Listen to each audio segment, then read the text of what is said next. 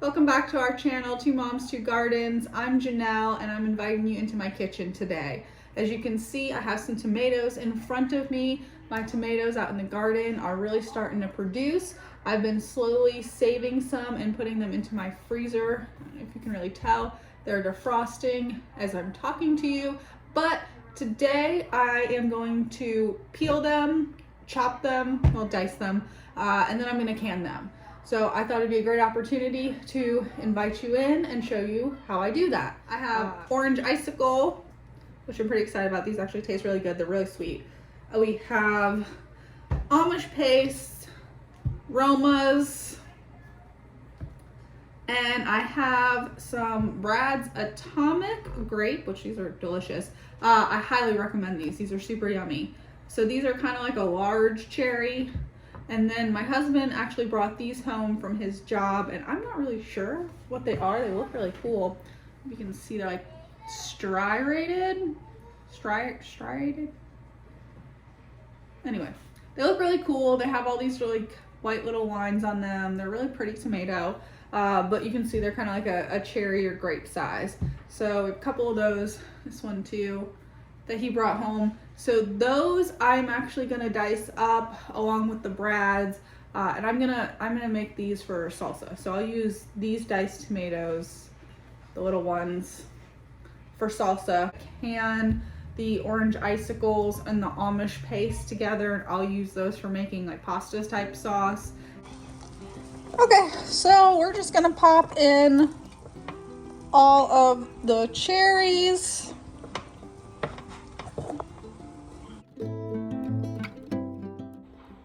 All right, so I'm gonna blanch those for about 1 to 2 minutes, really not long. You don't wanna leave them in there too long because otherwise they get a little mushy and it makes peeling the skins off a lot messier for you. One of the things that you're looking for to kind of tell whether they're done or not is the skin gets kind of wrinkly and it looks like it just wants to be peeled right off. Okay, they are blanched. And I'm just gonna scoop them out because I'm gonna use this water again for the next batch. Second batch, there's a couple that I did leave out just because they're not as ripe as I'd like them to be. And I definitely will be doing this again. My plants are still producing. I actually just spent all day outside yesterday giving them some more TLC, trellising them better, giving them some nutrients, and they're looking a lot happier today. I just started some more tomatoes, so I do plan on producing tomatoes, going into the frost as long as I possibly can.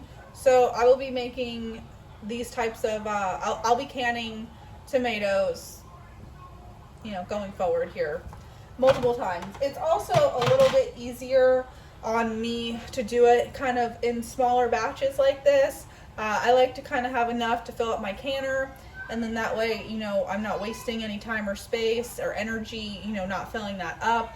But to run the canner, you know, multiple times through the day to try and get large batches done, that's kind of hard on me. I have a lot of things going on, so it's hard for me to spend, you know, the entire day right there monitoring it, because you really do have to stand right there with the pressure canner and you can't really navigate your way out of the kitchen like at all.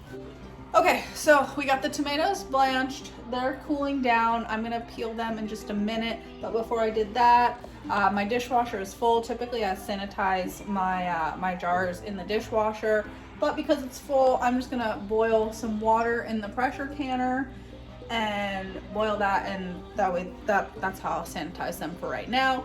And then I will have to pull them out and get rid of some of that water because I only need about 3 quarts in my pressure canner for it to work appropriately. Are the ones we blanched. We're gonna peel them. If you don't blanch them for too long, it really is just like super easy. Like they just come right off. And if you save the skins, so if you save the skins, you can dehydrate them and grind them into a powder, and you can kind of use that powder like you would use a tomato paste. So we're gonna go ahead and we are going to peel all of these. and then we will dice them, and then we pack them.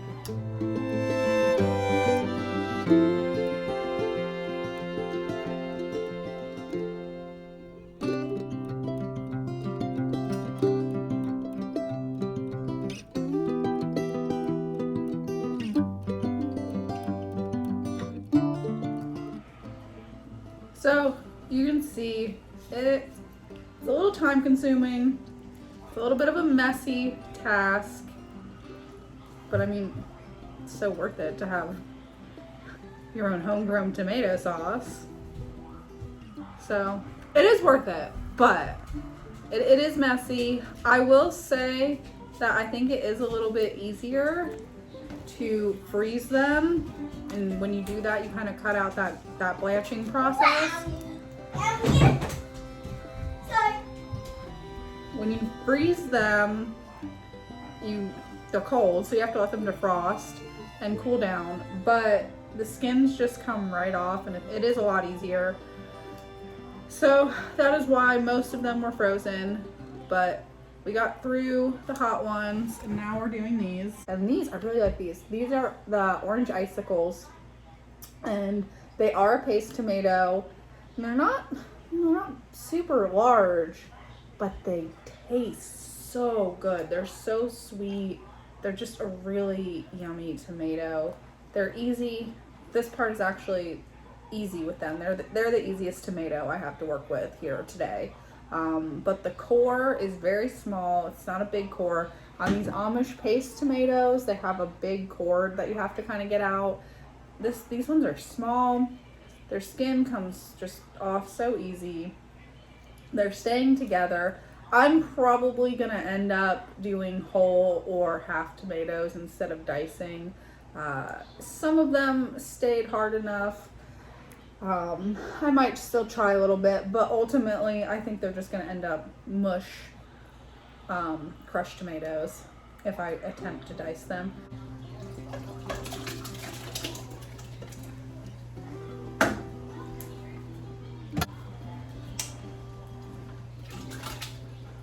So there are two different ways that you could go about canning our tomatoes. You could raw pack or cold pack or hot pack them.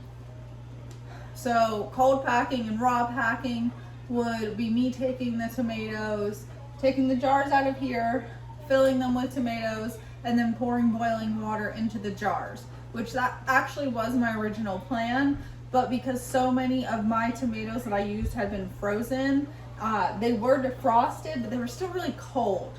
So I don't want to do the cold pack method because I don't want to drastically change the temperature of the jar. You want to try and keep everything as close to the same temperature or have very gradual shifts as possible. The reason why you want to make sure you don't have any serious changes in temperature is really so your jars don't break. So if I'm going to have these sanitized, and they need to be hot no matter what, whether they're going into a pressure canner or a water bath canner, because they're going to go into hot water. So the environment is hot. So you want the jars to be hot. You want the food to be hot that you put into it.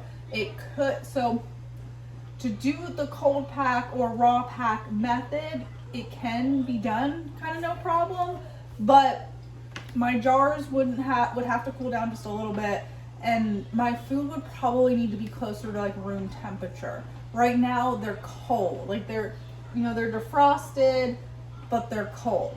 So because they're so cold, I feel like the temperature, taking that super cold tomato, putting it in the hot jar, having that temperature change, and then taking the boiling water and pouring it back into the jar, I feel like that's going to be too much temperature shifting going on, and I want to play it safe. So I'm going to hot pack the tomatoes, and I put them into some boiling water, and I'm going to let them get boiling again, basically just to bring them up to a warmer temperature. It's really the only reason I'm doing it, because they're going to cook pretty thoroughly in the pressure canning process, and then when I take them off the shelf to use them, I'm going to cook them anyway. So it's not really to cook them. That's not really the point that I'm doing it right now. I'm solely doing it to try and avoid my jars breaking. So while the tomatoes are coming up to temperature, I'm gonna take these jars out and I'm gonna empty out my pressure canner back down to the water level is at 3 quarts. By the time I do that, these tomatoes should be warmed up enough and we'll start filling the jars and then we'll get this pressure canner going.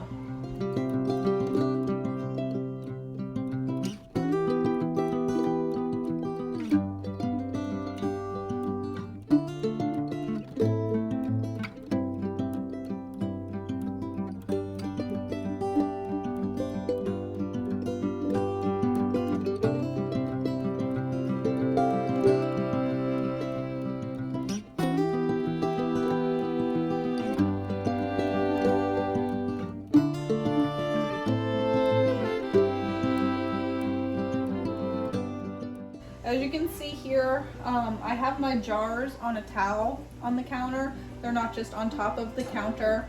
The towel helps to not have any drastic change in temperature because this is a cold counter, this is stone, it will cause a problem. So make sure you have a towel down because you're using hot jars. These are one-time use lids, so these are brand new lids. You may reuse the rings, but the lids are a one-time thing. So we're just gonna be fingertip tight. That way air that is in there can come out.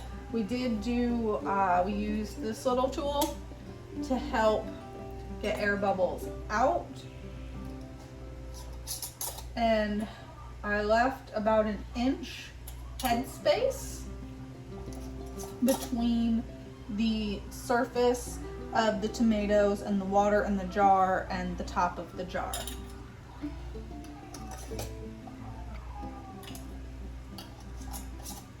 So I'm gonna put these into the pressure canner now, and they're still pretty warm.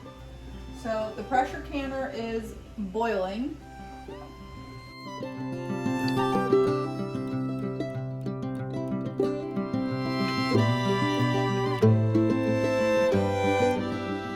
This is what they look like inside of the canner.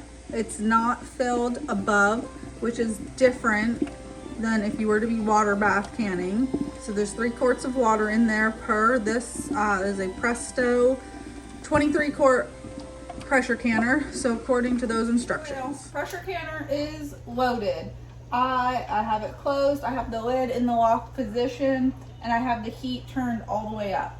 So I'm gonna let this sit. The directions say to let it go for 10 minutes, but I like to wait till I see a nice steady stream of steam coming out of here, and it's not even visible in the phone yet. So I know that it's not ready. I'm gonna wait until I see that steam shooting out of there kind of fiercely, and as well when this little thing rises. So basically, if you look here, so there's a couple different things that I'm looking at. You can kind of see right here, the steam is starting to come up and out. Basically what's happening inside of the pressure canner is all of the water, because remember the water's only filled up 3 quarters. So it's only filled up to like yay big, right? So what's happening is all of the air in the pressure canner is turning to steam.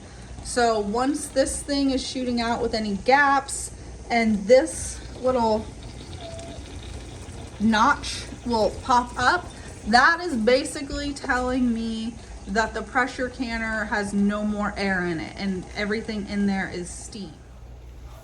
So at that point, when there's no more air left in the canner, the little notch is lifted up and the steam is coming out profusely. I will wait. At that point, I will start my 10-minute clock. I'll let that go for 10 minutes and then I'm gonna put the weight on it. So I'm gonna let this go. It usually takes about 20 minutes before it even gets, that little thing will pop up and it's ready to have that 10-minute countdown. So I will see you guys back when this is ready and I'll show you what it looks like. And then we'll wait the 10 minutes and we'll put the weight on it and we'll be processing. So this is ready. So you can see the little notch is up and it's hard to tell but you can kind of see the steam is shooting out pretty consistently. One of the first lessons I learned in pressure canning was that you don't want to change the pressure in any kind of gradual increment.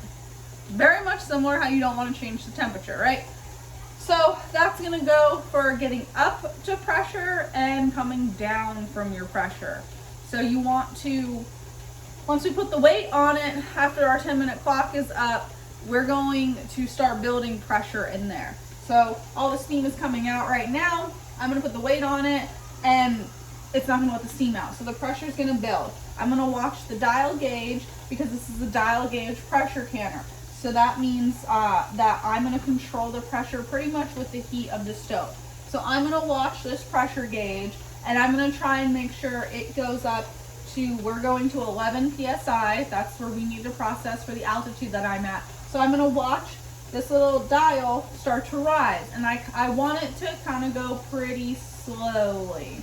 I don't want it to go whoop, get to pressure. Because if it gets to pressure real quick, what's likely going to happen is you're going to go over the amount of pressure that you need, and then you're going to have to turn your stove top down way low. Your pressure is going to drop. So it's best to kind of just let it go very slowly, and then that way you're going to get to pressure. You're going to stay at the pressure that you need to be at for the entire processing time, and then you want to turn off the heat and kind of let this thing start to cool on its own. You don't really want to move it, and you don't really want to do anything that might help it to lose pressure quicker or cool down quicker. You want it to be a slow process, just like getting up to pressure and temperature is going to be. So with that in mind, I am going to adjust this accordingly. For pretty much almost till I get all the way up to pressure, I'm going to keep it on high. As I start to get about halfway to 3/4 of the way up to pressure, I'm going to start to back off a little bit.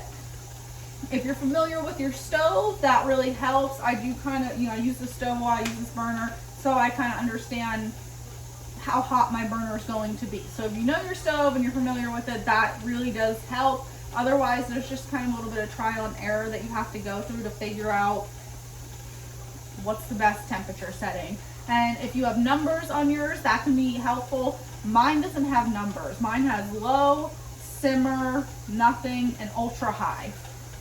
So what are you gonna do, right? But I do kind of know where it goes and where it needs to be to kind of maintain a warm. But I will end up pretty much close to the low temperature as we get there. And I will stay here and I will watch it for the entire processing time. Our processing time that we're going to be using today is going to be 25 minutes. So that means that this pressure gauge needs to stay at 11 for 25 minutes in order for this to be considered canned correctly and safely. So if you lose pressure, essentially what you're going to have to do is you're going to have to get back up to pressure and start your processing time over. One of the biggest things, and really what's going to probably happen to you if you change that temperature drastically, is you're going to end up with siphoning. So that's when you're going to lose some of the liquid in your jar. That might not affect the seal, and it might not affect whether or not it's good. Your seal can be fine and your food can be fine, but if you lose the liquid in the jar, any food that's above like the water line can start to look brown, but it should be safe. And remember, check your seal. Okay, 10 minutes are up. It's time to put our weight on. So like I said, this is a dial gauge pressure canner, so that means there is no difference in the size of this weight. The same weight. We are going to look for our pressure on the dial.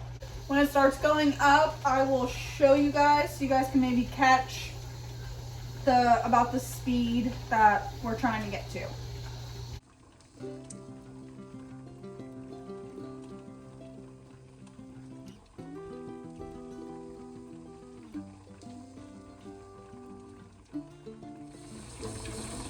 Okay guys, we are about 5 minutes in. and I've got the heat down to about halfway now. I turned it down when it got to be about 4, and you can see it's still climbing. That is actually climbing a little fast. I'm gonna let it go. When it gets to about 8, I'm gonna turn it down again. And then by the time it creeps up on 10, I am going to be turning it down to low and hopefully keeping it right at 11 for the entire 25 minutes. All right, guys, we are right at 11. So we're gonna start the 25-minute timer, and I'm gonna watch this. I'm gonna keep this turned down pretty much to simmer. We're gonna hang out here for 25 minutes.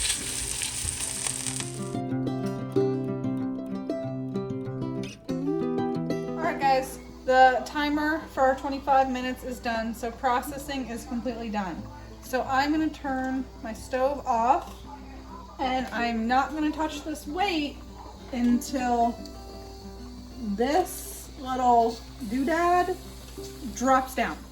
So when that drops down, then I'll take off the weight, and I'm pretty much just gonna let it sit for a good bit of time. I've learned my lesson.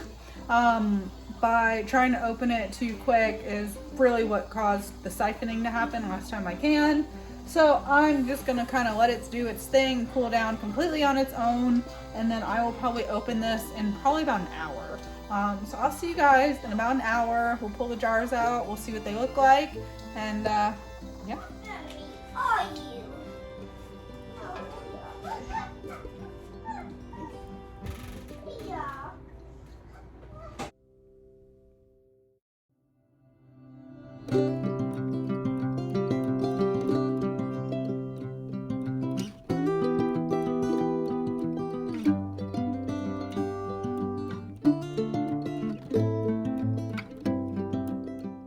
All right, y'all, jars are done. I'm gonna let them sit right here on this towel till tomorrow. They're gonna finish sealing. They actually all look like they sealed pretty well. They do look like they siphoned a little bit, but it's okay. As long as they seal, they'll be fine.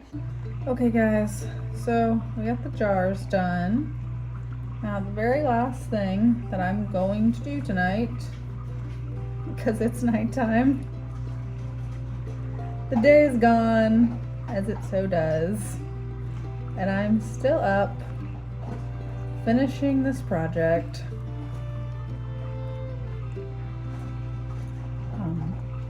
So I have had these sitting out, kind of air drying, pretty much since after I peeled them off. These are the skins. Right now, I am just spreading them out over the dehydrator. And we'll run that overnight, and then I will take them out. Well, they usually take a solid full day for me to completely dry out. So tomorrow when they're done, I'll take them out. I will grind them up into a powder, and then you can use that powder kind of in any fashion that you would use a tomato paste.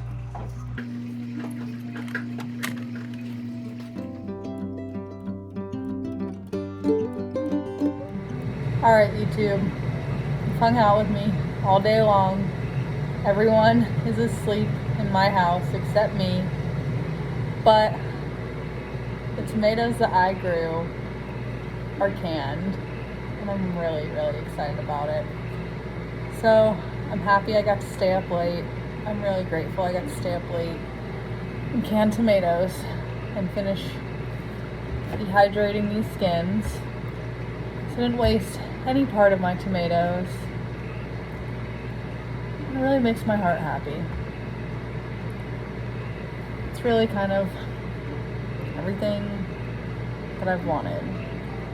Obviously, I can dream bigger, but I've really, really wanted to have a garden, and I have one, and I'm preserving the food from it. for my family. And it's a really, really good feeling. So, thanks for hanging out with me today. And I'll see you in the next one.